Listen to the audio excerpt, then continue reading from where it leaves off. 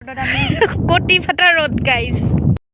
পানী দেখা মানে বহুত কম খাই দেখাব খোজে আৰু মানুহটো যিমান তাই কিন্তু ঘৰত একাই মাৰি আহিছে একাই ভাত খাই আহিছে গাহৰি মাংস দি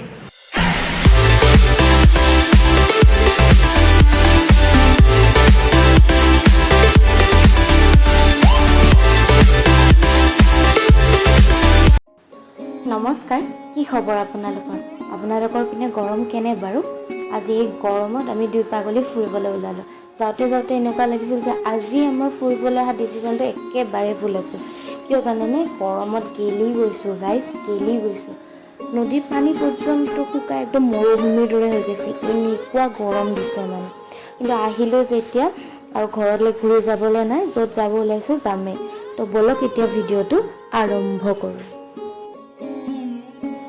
আমাৰ বেছিভাগ প্লেনিঙেই হঠাৎ হয় সেইকাৰণে বিশেষ যা যোগাৰ কৰি আমি আহিব নোৱাৰোঁ মানে আজি মানে কি হ'ল ফোনটোত চাৰ্জ দিব পাহৰি গ'লোঁ আৰু এতিয়া এনেকুৱা হৈছে য'ত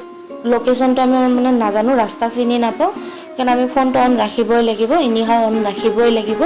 আৰু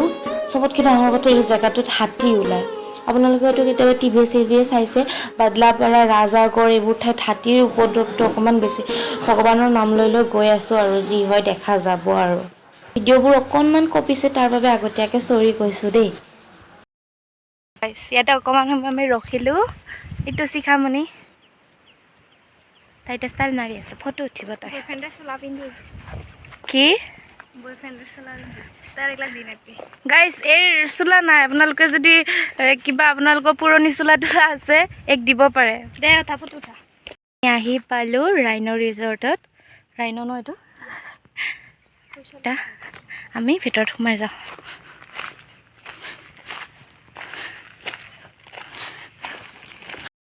গাইছ আমি আজি ছাতি লৈ ঘূৰিব আহিছোঁ মানে এনেকুৱা মানে ঘূৰাৰ চখ তাৰমানে ছাতি লৈ ঘূৰিম তই কিবা কওঁ বহুত গৰম গৰমত ভাল লগা নাই কিন্তু সেই আৰু ভাবিছিলোঁ ইয়াতে অলপ ঠাণ্ডা হ'ব কিন্তু মানে চবতে গৰম ইয়াতেও গৰম গছ-গছনিয়ে যে আমাক কিমান সহায় কৰে তাৰ প্ৰমাণ হয়তো একেদিনত আমি সকলোৱে গম পাইছোঁ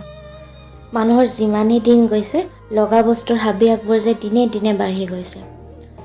নোৱাৰোঁনে আমি সকলোৱে অকণমান ছেক্ৰিফাইচ কৰি গছ-গছনিৰ লগতে অন্যান্য জীৱ জন্তুবোৰকো জীয়াই থাকিবলৈ সুযোগ দিবলৈ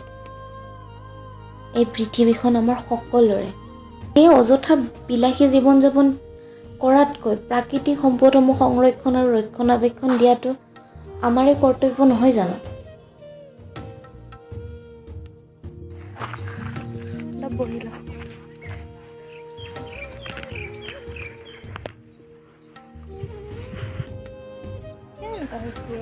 ইয়াতে অকণমান সময় বহিছোঁ বহুত ঠাণ্ডা মানে ইমান গৰমৰ পৰা আহি যাওঁ মানে গছ-গছনি থাকিলে যেন কিমান সুবিধা হয় তাকে বুজাইছোঁ এইজনী তাইও বহিছে অকণমান নাচাই দিয়া হাগি দেই হাগাত চিন্তা এটা ভাল লাগছে কিবা অৱস্থা বেয়া বহুত গৰম কিন্তু এটা ভাল লাগছেনে ঠাণ্ডা হাৱাটোত এণ্ট্ৰি ফিজ 30 টকাকৈ বাইকৰ কেইজনী এক্সট্ৰা 60 টকা লৈছে 30 নহয় এজনত 30 টকাকৈ লৈছে বাচ্ছাবিলাকৰ নলয় নেকি বাচ্ছাবিলাকৰ চাগে নলয় ঠিক কৰি না কি কৰি ফেচবুক ওলাই দিম ইয়াতে বাচ্চাবিলাকে খেলিব পাৰে ইয়াতে বহুত খেলা বস্তু আছে ইয়াতে মানে আপোনালোকে যদি নিজৰ ল'ৰা ছোৱালীক বন্ধ চন্ধ হ'লে ইয়াতে ফুৰাব লৈ আহিব পাৰে আৰু ধুনীয়া খেলিব পাৰে কিন্তু ইয়াতে বহুত ৰ'দ দি আছে এতিয়া খালি নোৱাৰিব কাৰণ এতিয়া বহুত গৰম বাকী চব ঠিক আছে ইয়াতে ধুনীয়া ফুল ফুলি আছে মই দেখাই আছোঁ আপোনালোকক এয়া চাওক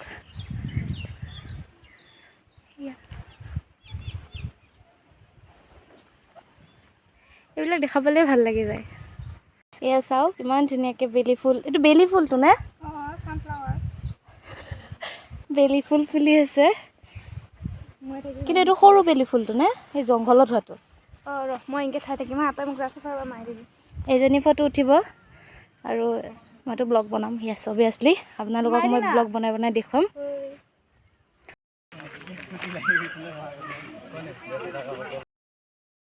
যিটো হাৰত গৰম বাঢ়িব ধৰিছে নেক্সট ইয়াৰলৈ চাগে আৰু বেছি বাঢ়িব গৰমটো আৰু এই গৰমৰ পৰা পৰিত্ৰাণ পাবলৈ গছ-গছনি লগোৱাটোৱে আমাৰ একমাত্ৰ উপায়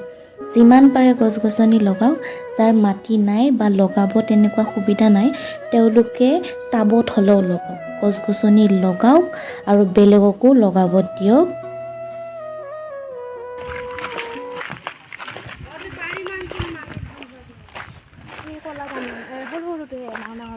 খাই দিলো পৰা পালি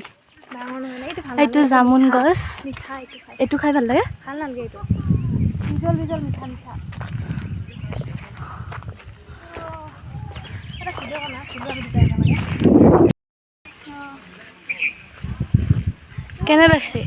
কেনে লাগছে গান হৈছিয়া বেছি জোৰে নেবি হা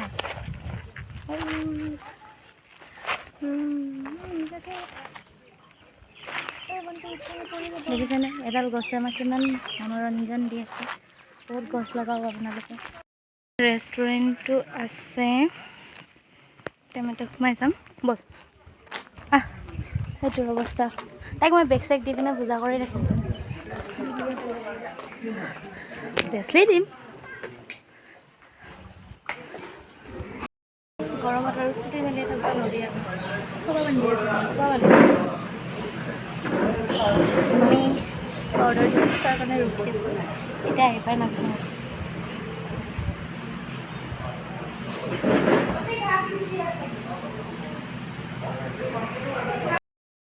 তাই নিজে মানে বহুত কম খাই দেখাব খোজে আৰু মানুহটো যিমান তাই কিন্তু ঘৰত একাই মাৰি আহিছে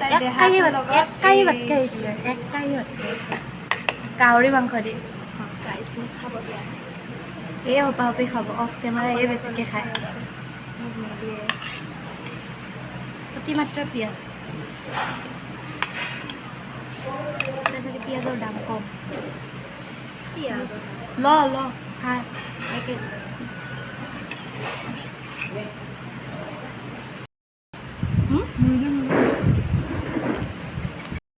ইমান ধুনীয়াকৈ আহে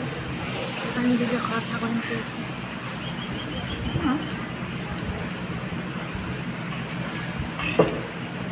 আমি এনেকৈ উঠি সিহঁতে এনেকৈ উঠি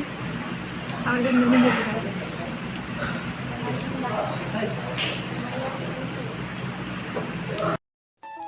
খাই বৈ উঠি ৰেষ্টুৰেণ্টৰ পিছপিনে থকা ৰুমকেইটা চাবলৈ আহিলোঁ